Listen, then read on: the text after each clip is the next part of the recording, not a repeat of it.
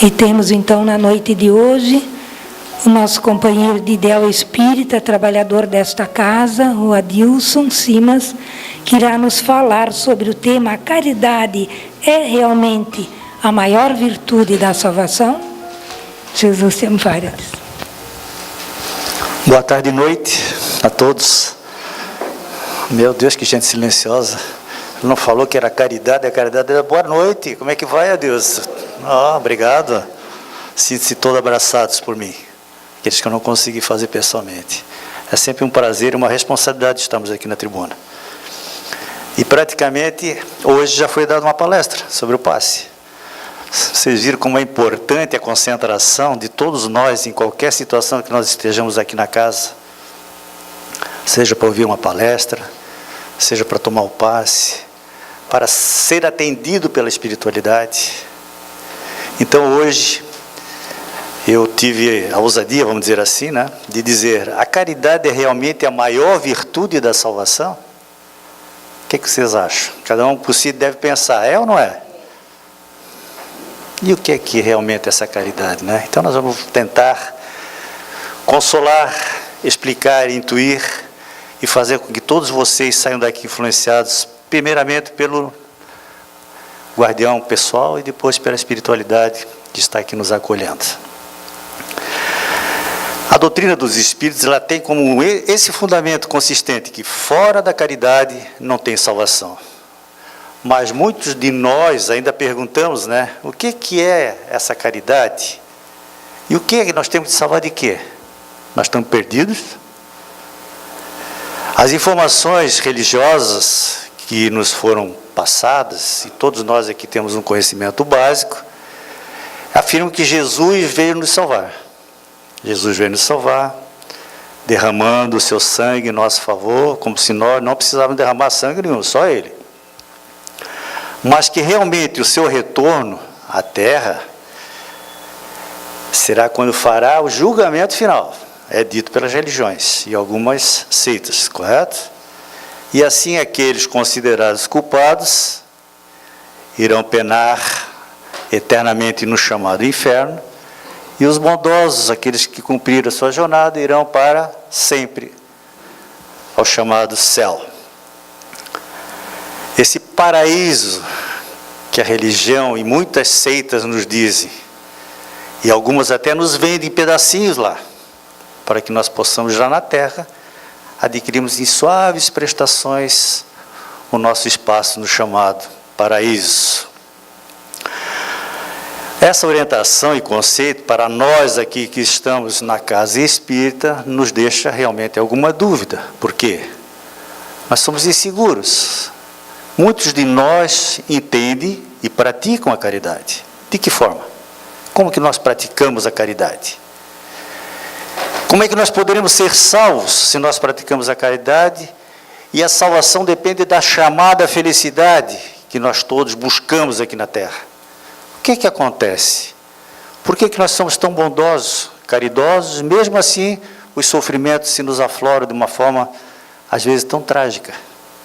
Diariamente, mensalmente, anualmente, seja por uma situação que nós entendemos não provocadas, e principalmente por aqueles amores, pessoas, afetos, amigos que estão conosco nessa jornada. Nós não encontramos respostas. E, sabendo que os males que nos afligem, através da doutrina dos Espíritos, têm causas antecedentes a essa existência, nós já começamos a entender um pouquinho por que nós estamos inseridos nesse planeta de provas e expiações. Essa doutrina é racional, ela não faz milagre, como aqui muito bem dito pela Solange, até o momento de nós recebermos esse fluido espiritual, aliado ao nosso fluido vital, somente fará um resultado positivo, dependendo de cada um de nós. Por isso que a doutrina nos diz que o milagre não existe, porque o milagre é simplesmente uma situação que nós podemos conquistar desde que nós praticamos o amor para o próximo. E esse amor para o próximo inicia-se pela chamada caridade. Existem obras escritas tanto pelos encarnados, através das psicografias, como pelos desencarnados. Aliás, os encarnados escrevem, através da psicografia, as mensagens dos nossos espíritos superiores, que nos dizem, de uma forma bastante clara, que a verdadeira caridade é aquela que Jesus veio nos ensinar, que mais tarde eu vou dizer. É o famoso BIP. Não é o BIP daquele médico que fica de plantão. E aí, nós sabemos que essa virtude é o início de todas. Porque através da caridade estão todos os mandamentos. E principalmente aqueles dois que Jesus veio nos ensinar. A lei divina e dos profetas de então. Então, todos que estamos aqui, viemos por alguma razão. Por isso que eu digo, a frequência na casa espírita não é um hábito. Não é hoje eu vou lá na casa espírita porque é segunda-feira. Não. Estamos aqui vindo racionalmente buscar uma explicação às nossas dores, aos nossos sofrimentos, às nossas angústias, ou se não a nossas, pessoalmente, de todos aqueles afetos que estão conosco. Por que que meu filho sofre? Por que que ele é assim? Por que que meu pai é dessa forma? Todos nós estamos aqui por essa razão. Por isso que o milagre não vai existir, porque a modificação é de ordem interna e pessoal. E esses consolos, essas explicações que nós todos viemos buscar, nós só realmente adquiriremos através do raciocínio lógico. E isso nos dá a certeza de que, se estamos hoje numa situação que nos traz muito desconforto, se nessa existência nós só praticamos a bondade, por que ainda acontece? E aí, a reencarnação é justamente um dos temas principais do Espiritismo e que nos dá esse consolo. Hoje, nós estamos como pessoas do bem. Outrora, nós não sabemos. E vocês imaginam a bondade divina de fazer com que nós não lembremos do que nós fizemos anteriormente? Como é bom esse Deus que nos criou? Porque na prática da maldade aqui na Terra, nós hoje, quando nos lembramos que qualquer um de nós pensou ou fez algum tipo de maldade, não dá um tipo de remorso, arrependimento? Agora vocês imaginem se nós soubéssemos o que fomos em vidas pretéritas. Agora, essa certeza nós temos de que erramos porque hoje estamos nesse planeta. Apesar dessa terra belíssima, em que Deus, através da sua bondade, nos proporciona todas esse belo natural, mesmo assim, a psicosfera é inferior. É inferior porque aqui nós viemos reparar e expiar os males de outrora. Então, as situações inexplicáveis nossas, sejam de ordem física, psíquica, mental, ou dos nossos afetos, são consequências, explicadas pela espiritualidade superior, de ações pretéritas. No capítulo 15º do livro do Espírito, que trata do assunto de uma forma bastante exemplar, quando Jesus, através de uma das suas mais famosas parábolas, que é o bom samaritano, dá um exemplo simbólico, do que seria a verdadeira caridade, após aquela pergunta do fariseu, que seria o doutor da lei. Ele diz: amarás o Senhor teu Deus de todo o coração, e de toda a tua alma, e de todo o teu entendimento. Este é o maior e primeiro mandamento. E o segundo? Semelhante é: amarás ao teu próximo como a ti mesmo. Mesmo esses dois pensamentos contêm, então, como eu falei, toda a lei dos profetas. Nós sabemos nos amar? Nós realmente praticamos dia a dia toda a bondade que devemos para conosco e para o próximo? Nós não nos irritamos por nada que contraria o nosso egoísmo, a nossa vontade? Infelizmente é assim que nós somos ainda. Qualquer coisa que nos tira do chamado sério, nos traz um desconforto. E dependendo das reações, passa a ser um ciclo vicioso, em que nós fizemos uma resposta não muito agradável àquele que chamado nos ofende, e assim passa a ser esse diálogo ofensivo, em que mais tarde, quando nós nos sentamos e meditamos e pensamos, mas por que eu falei isso? Por que eu não aceitei dessa forma? Por que eu ainda sou tão intransigente, tão egoísta, tão arrogante? É assim que acontecem as nossas desilusões, as nossas angústias, porque nós não aceitamos o próximo como ele é. Nós queremos moldá-lo do nosso jeito, e geralmente o próximo também quer moldar do jeito nosso, do jeito dele.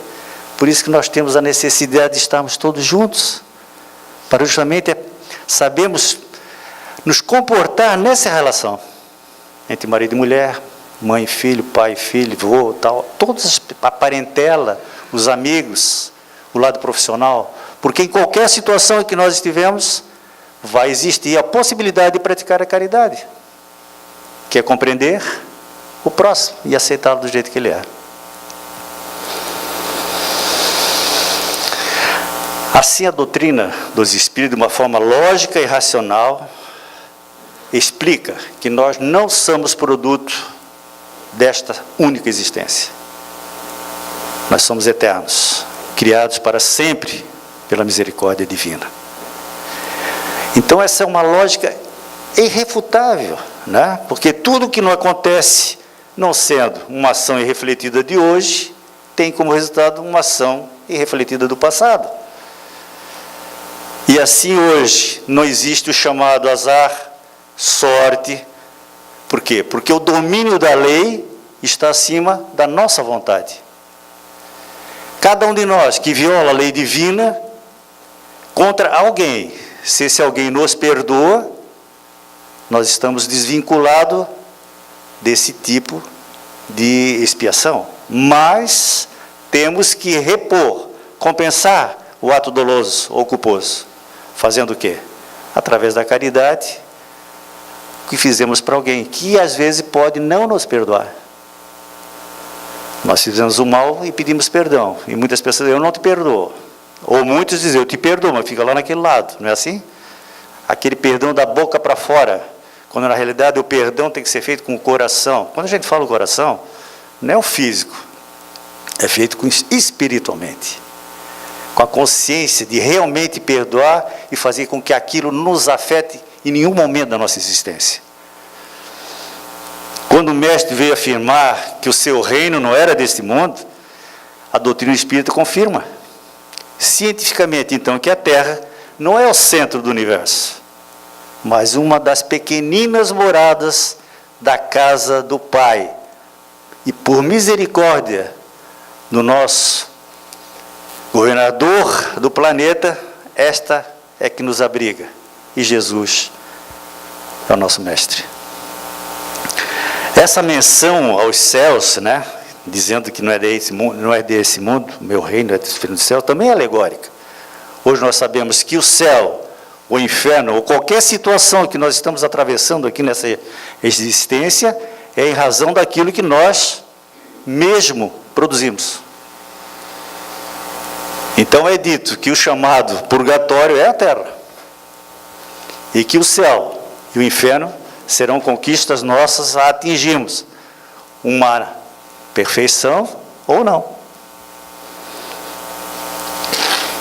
Jesus ele apresentava, através dos ensinamentos e das suas parábolas, umas situações materiais, mas que nos surpreendiam, impressionavam e ainda nos impressionam. Aí algum de vocês pode estar pensando assim, mas eu não lembro de nada daquela época. Aí eu disse, ainda por graças a Deus. Igual o materialista que fala, eu não acredito em nada. E ainda o que é que ele diz? Ele fala em Deus. Por quê? Porque nós sabemos que temos no imo a chama divina. E essa chama é amor. Mas nós, através do nosso livre-arbítrio, vamos o quê? Deteriorando. Nos desviando dessa sensação amorosa em favor do nosso egoísmo, da nossa arrogância, na conquista das coisas da terra, materiais, quando nós sabemos que tudo que nós vamos levar para o plano espiritual são as conquistas de ordem moral. Tudo fica aqui, tudo. Até a melhor roupa que nós somos enterrados ou cremados, não tem jeito de levar. Agora, aquilo que nós conquistamos em favor do amor, realmente fica conosco como conquista desta existência. Então, aqueles familiares que nos desprezam, os amigos que nos traem, os desconhecidos que nos fazem algum tipo de maldade, são personagens inseridas no nosso caminho evolutivo. E a humildade e a resignação com que suportamos essas ações tem como consequência uma reação para o bem. Por quê? Porque quando nós queremos revidar através de uma vingança, ou não, ainda tivemos a coragem de nos vingar, mas fica a mágoa, o ressentimento, que nos prejudica igualmente. Porque nós somos fluidos. E esse fluido vibra conforme nós pensarmos, agimos através da nossa vontade. E do livre-arbítrio, naturalmente. Então o preceito de Jesus de amai-vos uns aos outros é a forma de podermos praticar essa caridade incondicional, cujo exercício constante e permanente eleva a nossa sintonia fluídica, como dito aqui também naquele início pela Solange, e essa elevação fluídica faz com que os mentores que estão nos acolhendo nos sintam e possam nos influenciar. Porque nós não podemos ser beneficiados se os nossos pensamentos não estiverem elevados em favor de algum tipo. Aqui, se alguém aqui tem algum constrangimento, ou algum desafeto, se eleve o pensamento. Peça o auxílio da espiritualidade para desvanecer esse pensamento que prejudica. Afirmam os mentores que a prática da caridade é terapia promissória na cura de muitos males da criatura humana, notadamente se exercitada com aquele amor, pois ele trará soluções aos nossos conflitos. E se for de muita difícil a reparação, a resignação é um elemento necessário. Porque tudo aquilo que nós passamos na existência são necessidades da nossa evolução. E as dores que aceitamos com resignação também nos auxiliam o processo evolutivo. Mas essa caridade ela não é passiva, ela é dinâmica. Ela tem que realmente funcionar de uma forma produtiva em favor das pessoas que nós queremos auxiliar. Por quê? Porque pessoalmente, individualmente, ninguém evolui. Nós justamente encontramos no próximo, principalmente na parentela, as pessoas que trazem as nossas necessidades. São essas pessoas que nos auxiliam no caminho evolutivo. Nós sabemos que existem parentes que podem fazer o que quiser, que nós aceitamos, e outros não. Não é assim? Até filho. Um faz o que quer e não diz nada, o outro faz qualquer coisa, não tem uma reação. Justamente sabemos que a parentela são aqueles mais necessitados de vir na mesma família para os reparos e as expiações. Muitos de nós também ainda não compreendemos que as verdadeiras dores, aquelas que realmente nos fazem mal, ou que vemos os nossos amores passar, achamos que é punição divina, quando nós sabemos que não é. É uma necessidade. E a necessidade sabemos que é pela misericórdia divina, e não punição divina. Portanto, quando nós estivermos bem de saúde, e estamos todos aqui, espero, façamos uma para caridade, procurando locais onde as pessoas sofrem, asilos, orfanatos, tem hospitais. Vamos até lá fazer uma prece, sentar no lado, dar um apoio, porque essas pessoas que estão até mais sofrendo muito mais do que nós, e nenhum de nós se coloca no lugar delas. Ainda bem que não sou eu, né? A gente age dessa forma. Não, vamos lá. Por quê? Justamente como eu disse inicialmente e dito aqui durante a preambular aqui do passe. Porque isso nós fazemos a modificação do fluido que envolve o doente. E se ele não tem o mérito da cura, ele tem o mérito de se resignar e aceitar aquilo que está acontecendo com ele. Porque então ele é assistido pela espiritualidade. Isso é caridade. Então nós tenhamos sempre em mente que quaisquer males que nos atingem, abro aspas, Joana fala, afloram também em mães aflitas e esfaimadas, órfãos esquecidos na escola impiedosa da malandragem, homens e mulheres entregues ao sabor da mendicância e verdadeiros aglomerados de obsidiados e loucos em festa de sofrimentos atrozes, sem ninguém, sem oportunidade, ao desabrigo. Se está em dimensões da verdade. Então essa mensagem, meus irmãos, faz com que nós aceitamos com resignação os nossos infortúnios, pois eles são aqueles instrumentos que nós necessitamos. E quando nós estivermos em qualquer ambiente de luz, tenhamos em mente que esse auxílio que estamos agora recebendo, e estamos todos sendo tratados pela espiritualidade, dentro dos nossos méritos, possamos também corresponder, elevando e colocando o meu pensamento, o nosso pensamento, desculpe, para todas as pessoas também necessitadas, que nós conhecemos, que precisam de algum tipo de auxílio. Porque o pensamento é criativo. Nós não precisamos estar junto com aqueles que adoecem, com aqueles que sofrem. Por isso a prece em favor daquele que sofre, que tem necessidade, feita com o coração, atinge o objetivo. E somos auxiliados pela espiritualidade. Mesmo se as expectativas não forem alcançadas, nós tenhamos a certeza que Deus sabe o que cada um de nós necessita. Portanto, jamais nos revoltemos com aquilo que acontece com nossos afetos ou conosco, porque faz parte de todo o processo. Allan Kardec, recomendando a necessidade imperiosa do estudo, do esclarecimento, ela, por certo, ele foi inspirado pelos guias que até então estavam com ele, e até pelo Jesus, quando ele diz assim: a criatura humana nasce, vive, morre, renasce, ainda e progride sempre. Todas as nossas conquistas, em todas as nossas reencarnações, estão conosco. Façamos dessa um processo melhor das anteriores, para que possamos no futuro atingir uma morada melhor, em que o bem predomine sobre o mal, em que nós aceitamos todos os infortúnios de uma forma tranquila, sem revolta. E para finalizar, meus irmãos, a caridade e amor ao próximo está na questão 886 do Livro dos Espíritos, que é perguntado por Allan Kardec: qual é o verdadeiro sentido da palavra caridade, como entender Jesus?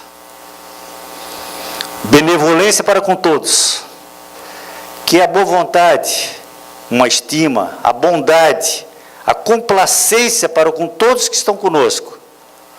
Isso quer dizer não escolher alguns para ser complacentes em detrimento de outros, mas praticar essa virtude com todos que estão conosco, todos, mesmo aqueles que nós temos algum tipo de repulsa, porque Jesus também já nos disse: se eles estão conosco, aproveitai para se reconciliar. A indulgência para com a imperfeição dos outros está ligada à tolerância com os erros, sendo mais clementes aos equívocos do próximo, deixando de ser tão severos ao julgarmos outrem, pois seremos julgados conforme julgarmos aqueles que estão conosco. Pois a cada um, conforme Jesus disse, segundo as suas próprias obras. E o perdão das ofensas é uma das virtudes mais difíceis de se praticar, porquanto diz respeito ao nosso orgulho ferido, repercute no nosso psiquismo como um trovão, não é verdade? E que tem como resultado a produção de energias desconfortáveis, tais como a raiva e o ressentimento, razão pela qual sabemos que perdoar é nos libertarmos dos liames fluídicos que nos prendem mentalmente àqueles que nos ofendem. Olha que esclarecimento que a doutrina nos dá. Nenhuma religião dá esse tipo de esclarecimento lógico para nós. Todos aqui estamos já com uma intelectualidade acima do normal do passado, por isso dá para entender dessa forma. E isso é lógica, isso é a razão lógica. Portanto, infelizmente, para aqueles que pensam o contrário, perdoar é extrair qualquer sentimento de vingança, limpando o coração de qualquer mágoa. Caso contrário, permanece em nós como um espinho que nos dilacera e tira a nossa paz da consciência, razão pela qual a caridade sem a prática do perdão não existe para a espiritualidade, que somente acolhe no seu seio superior os espíritos livres, que se libertando dessa mazela, elevam as energias sublimes que todos devemos ter, tão necessária para então chamada salvação individual e da humanidade. E que Jesus então, que está sempre conosco, em todos os momentos, desde que nós o chamemos, seja no momento de alegria, de tristeza, de dor, Ele estará através de seus mensageiros, e principalmente por aquele que nos guia. E façamos dessa virtude e a caridade a prática da nossa existência, para que no futuro venhamos melhor. Muito obrigado, paz a todos. Obrigada, Adilson, pelo tema aqui trabalhado para conosco, que possamos nós, na nossa vida, colocarmos um pouco mais de ternura no nosso olhar, ternura no ouvir, ternura no falar.